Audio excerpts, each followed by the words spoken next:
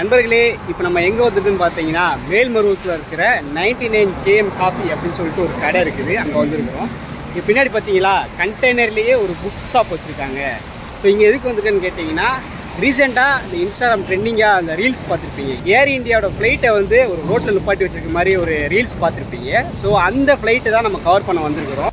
நான் எதுக்கு ஸ்டார்டிங்லேயே இந்த கடையை காட்டினோம்னா, இன்றைக்கி ஃப்ளைட்டை பார்க்க போய்கிட்டு இருக்கும்போது அந்த புக் ஸ்டோர் கண்டெய்னர்லேயே பண்ணி வச்சுருந்தால அது வந்து இம்ப்ரெசிவாக இருந்துச்சு. சரிக்கிட்டு அதை போயிட்டு பார்க்க போனோம். அப்புறம் அந்த கடவுளில் பார்த்திங்கன்னா நிறைய பாரம்பரியமான விவசாய தானியங்கள் அதை வச்சு நிறைய உணவுப் பொருட்கள் பண்ணியிருந்தாங்க. அதுக்கப்புறம் அந்த கடைக்கு வந்தவங்க ஏதாச்சும் பொருளை மிஸ் பண்ணிட்டு போயிட்டாங்க அப்படின்னா அதை வந்து ஒரு பாக்ஸில் போட்டு கலெக்ட் பண்ணி வைக்காங்க. தொலைச்சவங்களுக்கு தேடுற டைம் மிச்சமாகல அந்த ஒரு கான்செப்ட்டு. அதுக்கப்புறம் என்ட்ரன்ஸ்லேயே பார்த்தீங்கன்னா செம்பருத்தி பூ தண்ணி, அப்புறம் சீரக தண்ணி, இந்த மாதிரி மூலிகை தண்ணியெல்லாம் ஃப்ரீயாகவே குடிச்சிக்கலாம் அந்த மாதிரி வச்சுருந்தாங்க. அப்புறம் வந்து இந்த ரோட்டில் நீங்கள் போயிட்டுருக்கீங்க, ஹைவேயில் சாப்பிட்டுட்டே போகிறீங்க, அல்லது காரை வந்து ஒரு ஓரமாக நிப்பாட்டி சாப்பிட்றீங்க. அப்படிப்பட்ட சிச்சுவேஷனில் இருக்கவங்க நீங்கள் கடவுளே வந்து சாப்பிட்டுக்கலாம், நாங்கள் எதுவும் கேட்க மாட்டோம் அப்படின்னு போட்டிருந்தாங்க. நிறைய கடைகளில் அவுட் சைடு ஃபுட்டு நாட் அலவுட்னு போட்டிருப்பாங்க. அப்படி இருக்கிறது மத்தியில் இந்த மாதிரி இதை பார்க்கும்போது ரொம்பவே இம்ப்ரெசிவாக இருக்குது. அப்புறம் லேப்டாப், மொபைல் எல்லாம் சார்ஜ் போட்டுக்கலாம், அந்த மாதிரி நிறைய இது எழுதி வச்சுருந்தாங்க. நிறைய விஷயங்கள் ரொம்ப அழகாக பண்ணியிருந்தாங்க. அது பார்க்கும்போது ரொம்பவே இன்ட்ரெஸ்டிங்காக இருந்துச்சு. இவ்வளோ க்ரியேட்டிவாக பண்ணியிருக்காங்க. யாருப்பா அந்த கடை ஓனர் அப்படின்னு சொல்லிட்டு பார்க்குறதுக்கு எல்லாத்துக்குமே இன்ட்ரெஸ்ட்டாக இருக்கும்ல.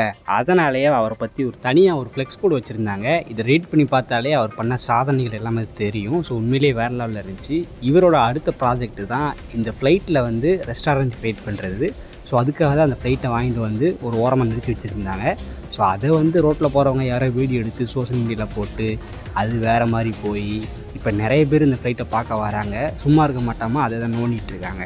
அதனால தான் உள்ளதுக்கு நிப்பாட்டாங்க. ஸோ நம்மளும் எடுத்தவங்க கவுத்துன்னு சொல்லிட்டு உள்ளே போனோம்னா அது வந்து தப்பு. அதனால் இவர்கிட்ட நம்ம பார்த்து பேசி பெர்மிஷன் வாங்கி அவர் பெர்மிஷன் கொடுத்ததுக்கப்புறம் தான் நம்ம உள்ளே வந்து வீடியோ பண்ண ஸ்டார்ட் பண்ணோம். நானும் நம்ம அண்ணன் R2T இன்ஃபோ வந்து அந்த ஃப்ளைட்டை பார்க்கறதுக்கு வந்தோம். ஸோ நாங்கள் 2 பேரும் ஃப்ளைட்டில் போனது கிடையாது. ஃபஸ்ட் டைம் இப்போ தான் தொட்டு பார்க்க போகிறோம். அதை பார்க்குறதுக்கு முன்னாடி ஃப்ளைட்டு எப்படி பறக்குது அப்படின்றத டெக்னிக்கலாக கொஞ்சம் பாட்டு வந்துடலாம். இந்த ஃப்ளைட் பறக்கிற கான்செப்டை குருவி, கழுகுலாம் எப்படி பறக்குது அதோட பிரின்சிபிள் வச்சு தான் இதை மேக் பண்ணாங்க. பொதுவாகவே ஒரு ஃப்ளைட்டில் வந்து சைடில் 2 இன்ஜின் இருக்கும். இந்த இன்ஜின் சுற்றும் போது முன்னாடி இருந்து அதிகமான காற்றை உள்ளே வாங்கி அதை விட அதிகமான அளவு ப்ரெஷரை வெளியே தள்ளும், பின்னாடி கூடி தள்ளும். அப்படி தள்ளும்போது அந்த ஃப்ளைட்டோட பாடி பார்த்திங்கன்னா முன்னாடி நகரும். இதை தான் த்ரஸ்ட்டுன்னு சொல்லுவாங்க. அதிகமான த்ரஸ்ட் ஏற்படும் போது ஃப்ளைட்டு வந்து வேகமாக முன்னோக்கி நகருமா, அப்போ வந்து ஃப்ளைட்டில் இருக்கிற விங்ஸு வந்து ஒரு ஷேப்பில் டிசைன் பண்ணியிருப்பாங்க. அந்த டிசைனால் மேலே வந்து லோ ப்ரெஷர் இருக்கும், கீழே வந்து ஹை ப்ரெஷர் இருக்கும். ஹை ப்ரெஷர் வந்து மேலே தள்ளிட்டே இருக்கப்போ ஃப்ளைட்டும் பார்த்திங்கன்னா ஆட்டோமேட்டிக்காக மேலே மூவ் ஆகும். இந்த 2 ரெக்கையோட எண்டில் பார்த்தீங்கன்னா ஃப்ளாப்ஸ்ன்னு சொல்லிட்டு ஒன்று இருக்கும். அதை மேலே கீழே ஆப்ரேட் பண்ணிக்கலாம். அதை எந்த அளவுக்கு மேலே ஏற்றுறோம், எந்த அளவுக்கு கீழே இறக்குறோம் அதை டிபெண்ட் பண்ணி தான் ஃப்ளைட் மேலே பறக்கிறதும் இறங்குறதும் வந்து நிர்ணயிக்குது. ஸோ அதுதான் ஒரு முக்கியமான ஒன்று. ஃபஸ்ட் டைம் இந்த ஃப்ளைட்டை நேரில் பார்த்தப்போ எனக்கு ரொம்ப சந்தோஷமாக இருந்துச்சு. ஸோ போயிட்டு நின்று பார்க்குறேன். நான் வந்து இந்த ஃப்ளைட்டோட பாதிக்க கூட இல்லைங்க, ரொம்ப சின்ன பையனாக இருக்கிறேன். ஏன்னா ஃப்ளைட் அந்தளவுக்கு பெருசாக இருக்குது. அதோட பாடி பார்த்திங்கன்னா அலுமினியம் அல்லது காப்பரை வச்சு பண்ணியிருப்பாங்க. எதுக்கு இரும்பு வச்சு பண்ணல, இரும்பு ரொம்ப ஸ்ட்ராங் ஆச்சு, எதுக்கு இதை வச்சுருக்காங்க அப்படின்னு கேட்டிங்கன்னா, இதுக்கு பின்னாடி ஒரு சயின்ஸ் இருக்குது. இப்போ ஃப்ளைட் பறந்துக்கிட்டு இருக்குது. அப்போ மின்னல் விட்டுச்சு அப்படின்னா இரும்பு வந்து அந்த மின்னலை வாங்கி உள்ளே இருக்கிற எல்லாத்துக்கும் பாஸ் பண்ணி விட்டு அது பிரச்சனை ஏற்படுத்தி விட்டுரும். ஆனால் காப்பர், அலுமினியம் பார்த்திங்கன்னா அது வாங்கி தனக்குள்ளேயே வச்சு வெளியேற்றுமே தவிர அந்த காப்பருக்கு உள்ளே இருக்கிற பேசஞ்சருக்கோ அல்லது உள்ளே இருக்கிற இன்ஜினுக்கோ டேமேஜ் ஏற்படுத்தாது. ஸோ அதனால தான் ஃப்ளைட்டை ஃபுல்லாகவே இந்த மாதிரி அலுமினியம் அல்லது காப்பரை வச்சு அந்த ஃபுல்லாக இதை பாடியை க்ரியேட் பண்ணுறாங்க. ஸோ இதுக்கப்புறம் பார்த்திங்கன்னா கம்பி மாதிரி ஒன்று கொடுத்துருந்தாங்க, அது வந்து லைட்டை கேட்ச் பண்ணுறதுக்கு. இங்கே பார்த்தீங்கன்னா வயர் கனெக்ஷன் ஃபுல்லாகவே எதுக்குன்னா ஃப்ளைட்டோட அந்த மூக்கு பகுதியில் வந்து லைட் இருக்கும்ல, லைட்டு, ரேடார்னு சொல்லிட்டு எல்லாமே இருக்கும். ஸோ அதுக்கு போகிற கனெக்ஷன் தான் இந்த வயர் கனெக்ஷன். இது வந்து ஒரு ஸ்டிப் மாதிரி தான் கொடுத்துருப்பாங்க. ஸ்டிப்புனா நம்ம மொபைலில், லேப்டாப் இருக்கிற மாதிரி கிடையாது. இது வந்து கனெக்ட் பண்ணுற மாதிரி இருக்கும். கிளிச்சுன்னு மாட்டி விட்டுக்கலாம், அந்த மாதிரி இருக்குது. இது வந்து முன்னாடி இருக்கிற பகுதியை நல்லா பேலன்ஸ் பண்ணி பிடிக்கிறதுக்கு. ஆனால் முன்னாடி இருக்கிற பகுதி ரொம்பவே முக்கியங்க. ஏன்னா ஏதாச்சும் பறவை மோதிச்சு இல்லை போய்கிட்டு இருக்கும்போது ஏதாச்சும் இது வந்துச்சுன்னா ரொம்ப தாக்கு பிடிக்கணும்ல, அதை வந்து ரொம்பவே ஸ்ட்ராங்காக பண்ணியிருப்பாங்க. டாப்பெல்லாம் ஓப்பன் பண்ணிட்டாங்க. மேலே தெரியுதா அந்த கபோர்டு வைக்கிற இடம், அப்புறம் ஏசி அவுட்லெட்டு. இந்த பக்கம் பார்த்தீங்கன்னா பைலட்டோட ரூமு. ஸோ அங்கே தான் உட்காந்துருப்பாங்க. மேலே பார்த்தீங்களா எல்லாம் பட்டனாக இருக்குது, இப்படி இழுத்து விட்ற மாதிரி இருக்கும். ஸோ முன்னாடி ஸ்க்ரீனு, பின்னாடி அது இதுன்னு சொல்லிட்டு எக்கச்சக்கமாக இருக்கும். சாம்பிளுக்கு இதை பாருங்களேன் எப்படி இருக்குன்ட்டு. ஆனால் இந்த ஃப்ளைட்டில் வந்து மேக்ஸிமம் எல்லாத்தையும் எடுத்துருப்பாங்க. மேலே பட்டன் மட்டும்தான் இருக்குது. இது வந்து சீட்டுக்கு மேலே இருக்க செட்டப்பு. அந்த குழாய் இருக்குல்ல, அது வழியாக தான் ஏசி அவுட்லெட் வந்துக்கிட்டு இருக்கும். ஸோ அட்ஜஸ்ட்மெண்ட் பண்ணுறது மூலமாக நமக்கு ஏசி கண்ட்ரோல், அந்த இதுதான் செட்டப்பு. ஸோ இது கீழே லைட்டு, அப்புறம் மேலே டிஸ்பிளேலாம் வச்சுருப்பாங்க. எக்ஸ்பெக்ட் இதில் எல்லாத்தையுமே எடுத்தாங்க. இப்போதைக்கு அந்த பேனல் அதுக்கப்புறம் ஒரு சில ஒயர் மட்டும்தான் இருக்குது. ஸோ கேப்பில் வந்துட்டு கீழே இருக்குது பார்த்தீங்களா ஒயிட் கலரில், அது மேலே வரும். பட் அதை கழட்டி கீழே வச்சுருக்காங்க. ஏன்னா நான் சொன்னேன் பார்த்தீங்களா, இதை ஒரு ஹோட்டலாக ஆல்ட்ரு பண்ண போகிறாங்க அப்படின்ட்டு. ஸோ அதுக்கான வேலைகள் இனிமேல் தான் நடக்கும். ஸோ உள்ள சீட்டிங் செட்டப்லாம் பார்த்துட்டு அப்படி சைடில் வந்தீங்கன்னா அந்த 2 ரெக்கை இருக்குல்ல, அதோட அமைப்பை பார்க்கலாம். இதை வந்து ரொம்பவே ஸ்ட்ராங்காக பண்ணியிருப்பாங்க. எதுக்குன்னா அந்த ரெக்கையில் தான் நம்ம எரிபொருளையும் நிரப்புவோம். ஸோ அதனால் அதுக்கேற்ற மாதிரி ஆல்ட்ரு பண்ணியிருப்பாங்க. ரெக்கையோட சைடில் பார்த்தீங்கன்னா இந்த மாதிரி பெரிய பெரிய வயர்லாம் கட் பண்ணி விட்ருப்பாங்க. இது எல்லாமே இன்ஜினுக்கு அதுக்கப்புறம் ஃப்ளாப்ஸுக்கு போகிறது. அப்புறம் கீழே பார்த்தீங்கன்னா பெரிய ஓட்டை இருக்கும். இது மூலமாக தான் ஃபியூல் வந்து உள்ளே போய்கிட்டு இருக்கும். அந்த பெரிய ஓட்டை பார்த்தீங்கன்னா அது ஒரு மெட்டலில் பண்ணியிருப்பாங்க. இப்போ இந்த ஃப்ளைட்டில் இல்லாமல் இருக்குல்ல, 2 விங்ஸு, கீழே இருக்க டயரு, முன்னாடி இருக்க நோஸ் பகுதி, அப்புறம் பின்னாடி இருக்க பார்ட், இது எல்லாத்தையுமே தனியாக கழட்டி வச்சுருக்காங்க. எதுக்காகனா டிரான்ஸ்போர்ட் பர்பஸ்க்காக. ஸோ அதுக்கப்புறம் இதை ஃபுல்லாகவே ரீஸ்டோரேஷன் பண்ணி ரெஸ்டாரண்ட்டை மாற்றும்போது ஒரு புது ஃப்ளைட் எப்படி இருக்குமோ அதே போல் திரும்ப அந்த விங்ஸு டயர் எல்லாத்தையும் மாற்றி அசம்பிள் பண்ணுவாங்க.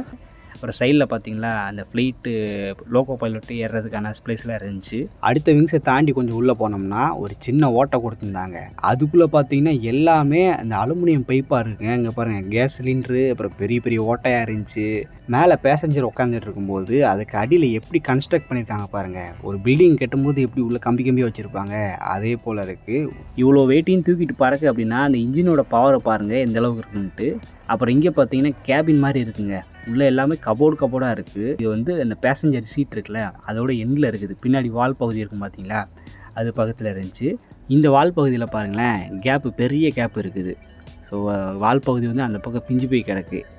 இந்த ரெக்கை அதுக்கப்புறம் அந்த வால் பகுதி எல்லாமே கிடக்கா, 2 ரெக்கை தான் கிடக்கு. இதை வந்து லாஸ்ட்டு போயிட்டு பார்ப்போம். அதை வந்து தனியாக ஒரு இடத்துல கழட்டி வச்சுருக்காங்க. அப்புறம் எங்கே பாருங்கள், அந்த விமானத்தோட சென்டரில் வந்து இந்த மாதிரி ஒரு பிளேஸ் இருந்துச்சு.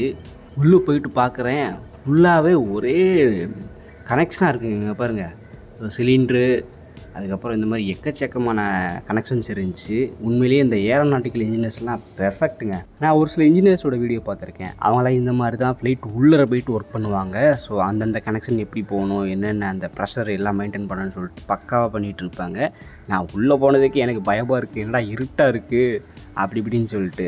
ஆனால் அவங்க உள்ளே போயிட்டு ஒர்க் பண்ணிகிட்டு இருப்பாங்க. அப்படி நினச்சி பாருங்கள் அவங்களோட சிச்சுவேஷனை. ஒவ்வொரு டைமும் ஃப்ளைட் கிளம்புறதுக்கு முன்னாடி இந்த மாதிரி உள்ளே வந்து செக் பண்ணுவாங்க. எல்லாமே கரெக்டாக இருக்கா, அந்த கனெக்ஷன்லாம் ஏதாச்சும் லூஸாக இருக்கா, உள்ள ப்ரெஷர் வந்து கரெக்டாக மெயின்டைன் ஆகி பாஸ் ஆகிட்டு இருக்கா அப்படின்னு சொல்லிட்டு எல்லாத்தையுமே செக் பண்ணுவாங்க. ஸோ நான் பார்த்துட்டு இருந்தேன். நான் எதுவுமே எனக்கு தெரியாது, இந்த மாதிரிலாம் இருக்கான்னு சொல்லி செக் பண்ணிகிட்டு இருந்தேன். அப்புறம் இங்கே பார்த்தீங்களா, இதுவும் சீட்டோட அடிப்பகுதி தான். உள்ளே வந்து நல்லா ஸ்ட்ராங்கான கம்பியை வச்சு இந்த மாதிரி வச்சுருக்காங்க. ஒரு பாலத்துக்கு எப்படி பிளேஸ்மெண்ட் கொடுப்பாங்க அந்த மாதிரி இருக்குது. ஸோ பார்க்கவே பயங்கரமாக இருந்துச்சு. ஃப்ளாஷை போட்டும் அது இருட்டாக தான் தெரியுது. ஸோ இவ்வளோ வெயிட்டையும் அந்த இன்ஜினை வந்து தூக்கிட்டு பறக்கு அப்படிங்கிறப்ப நினச்சி பாருங்கள் எவ்வளோ டெக்னிக்கலாக யோசிச்சு இதெல்லாம் பண்ணியிருப்பாங்கன்ட்டு. இங்கே பாருங்கள், அந்த சிலிண்டரில் வந்து ப்ரெஷருக்கான இது காட்டுதா மிஷினு.